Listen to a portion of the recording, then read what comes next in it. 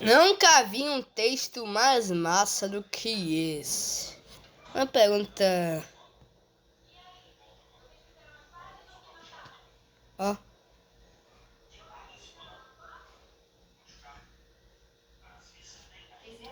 Ó.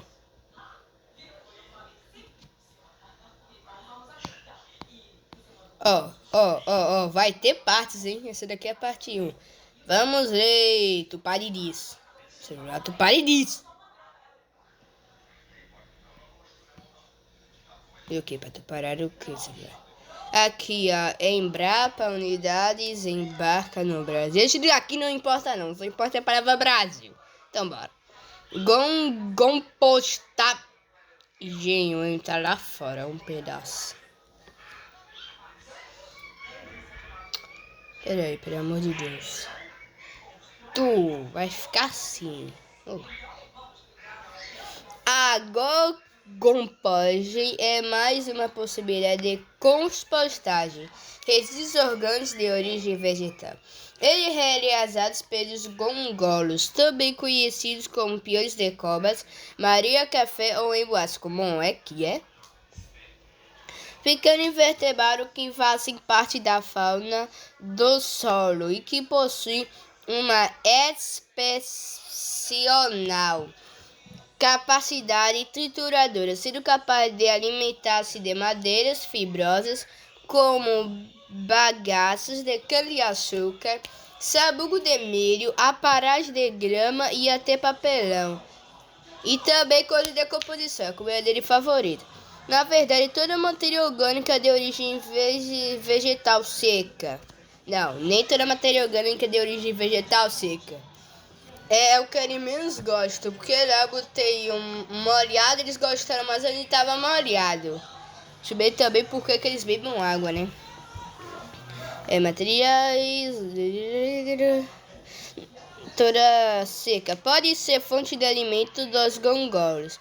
A recomendação, no entanto, é de que de 30% a 40% do volume total de resíduos a serem compostos sejam constituídos de leguminosas para o fornecimento de nitrogênio, visando ao equilíbrio de nutrientes para o composto final.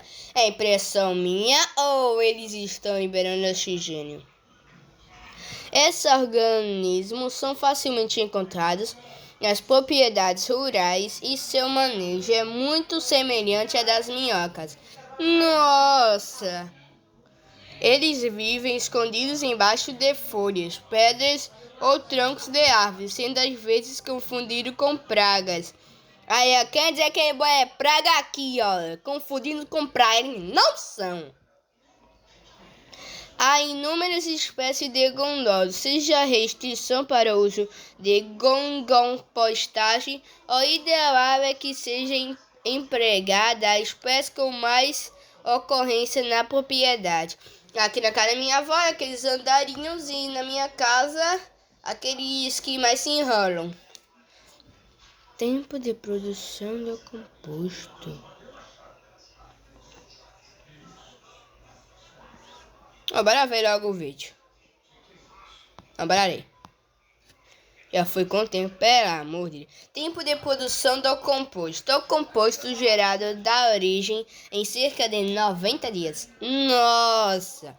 Há um substrato para a produção de mudas muito leve, o que facilita o transporte no campo. A partir de 3 meses, após o início do considerável de resíduos, os quais podem ser peneirados em área de 2 milímetros, minha nossa, para serem utilizados como substratos para as plantas. Porém, para obter mudas mais vigorosas, recomenda-se aguardar até 4 meses após o início do processo. Testando a produção de mudas de hortaliças. Vamos ver o que é isso.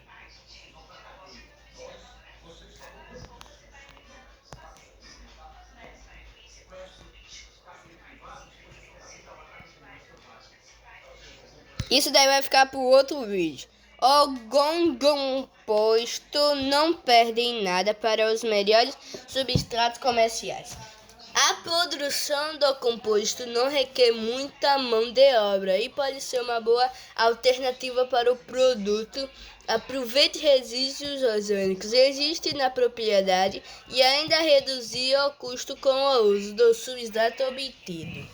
A construção de um gongolário é simples e sua instalação deve ser preferencialmente em locais sombreados e protegidos da chuva em terrenos elevados. E manejo o gongolário pode ser construído de diversas maneiras, sempre visando a retenção dos animais que podem escalar as paredes e escapar. A quantidade de gongolos indica para começar o compostagem de 1 litro e cerca de 1,8 mil indivíduos. Tu é doido? Para um bom desenvolvimento, a umidade dos resíduos deve estar em 50% e 85%. Como leia mais sobre os... Veja também. Bora lá, direto pro vídeo. Vai, fica logo assim.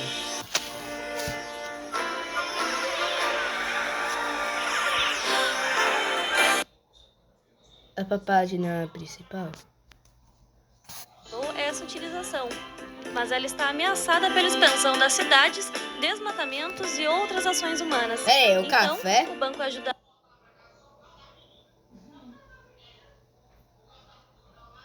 Aqui.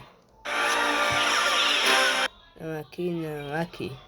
Começando o Dia de Campo na TV, no programa de hoje você vai conhecer uma tecnologia que usa o gongolo para a produção de humus.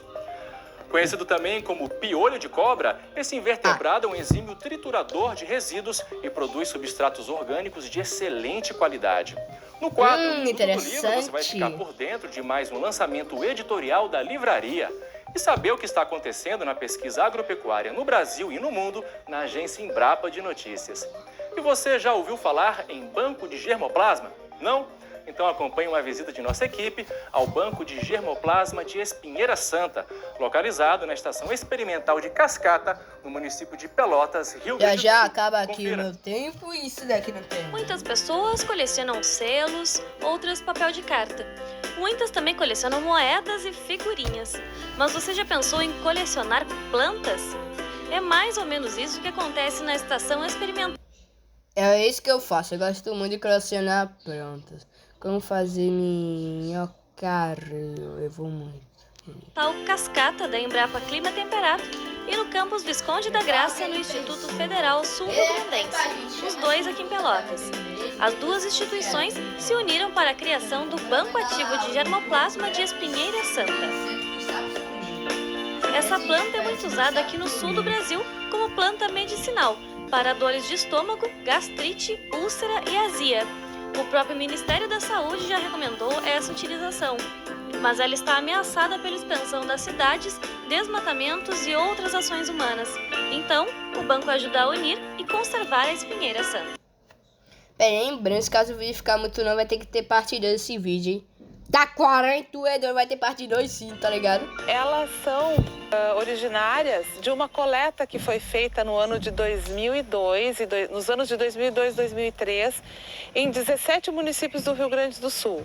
Nós identificamos mais de 100 plantas de Espinheira Santa cultivadas. Olha, eu vi bem, olha esse Rio Grande do Sul, né? Nordestino não, é? Cultivadas em quintais. Ah, peraí, né? Pernambuquense, corrigindo. Ou na natureza, na borda de matas ou em campo aberto. Nós coletamos os frutos, retiramos as sementes, produzimos as mudas e aqui nós temos então as plantas que resultaram daquelas sementes que nós cultivamos. Quando falamos de um banco, talvez você imagine um lugar fechado. Gente, quem quiser ir pra página principal, você tá pulando esse vídeo, agora vê as partes. Quem quiser ver tudo, fique assistindo mesmo. Alguns dos bancos de germoplasma até são, guardam sementes das plantas em câmaras frias. Mas este aqui é um banco com plantas vivas. Isso porque a capacidade de germinar da Espinheira Santa não se conserva por muito tempo. A solução, então, é preservar ela no campo. Dessa maneira, as características da planta também se apresentam, demonstrando a grande variabilidade genética que possui. Andando por lá, por exemplo, encontramos plantas mais altas e vistosas e outras mais baixas e pequenas, como esta.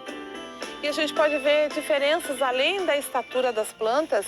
Tem algumas com tom de verde mais claro e outras mais escuro nas folhas. A quantidade de flores que elas produzem também varia. A espinheira santa recebe esse nome por ser considerada um santo remédio, e é claro, por conta de seus espinhos. No entanto, nem todas elas têm tantos espinhos assim. Essa, por exemplo, não tem quase nenhum. Nessa aqui é possível observar, nessa planta, que as folhas são pequenas, num tom verde escuro, e que tem só 3 espinhos em cada folha. Essa daqui já dá para ver a diferença. Como ela tem bem mais espinhos, a folha é mais rígida, né?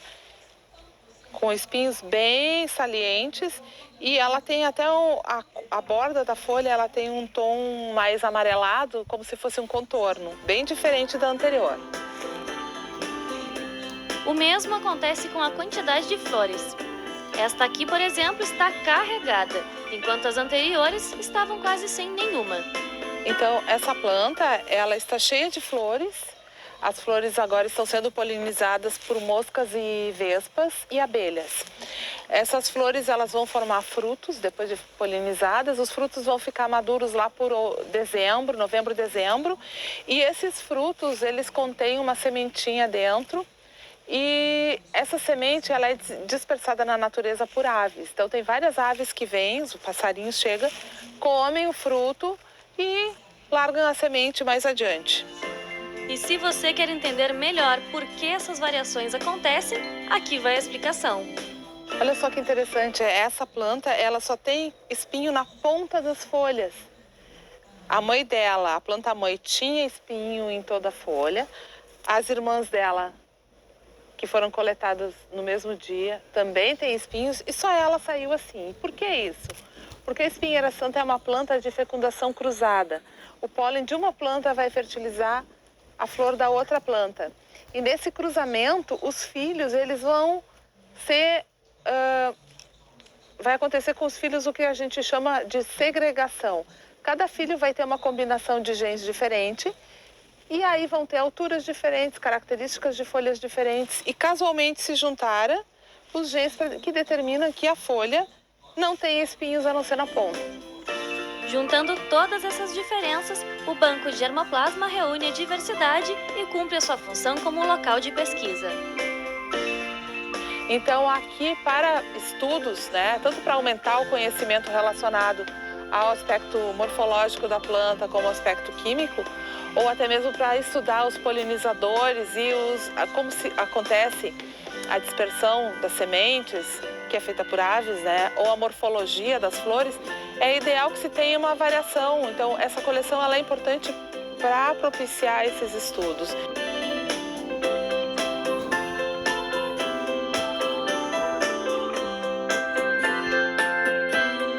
Peraí, uma pergunta rápida. Aqui eu botei o vídeo para falar sobre os emboados dessa planta. Oh.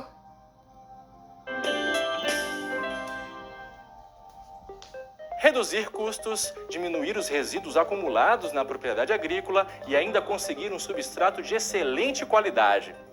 Sim, isso é possível e com a ajuda de um pequeno habitante do solo, o gongolo.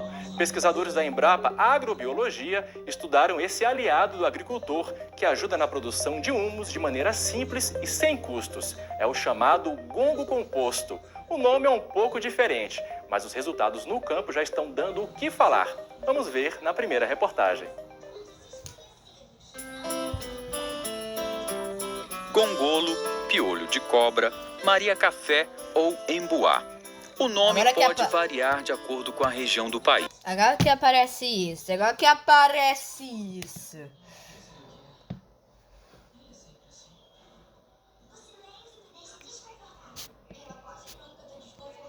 Pera aí, gente, vai ter parte 2, tá?